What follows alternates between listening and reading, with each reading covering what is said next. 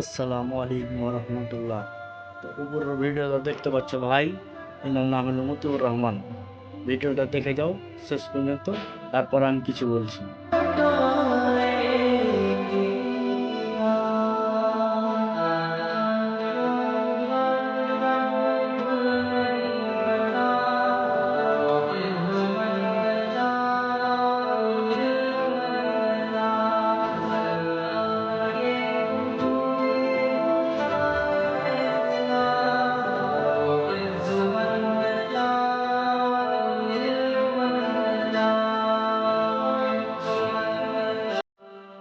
মহান আল্লাহ তাআলা কি করতে পারে না?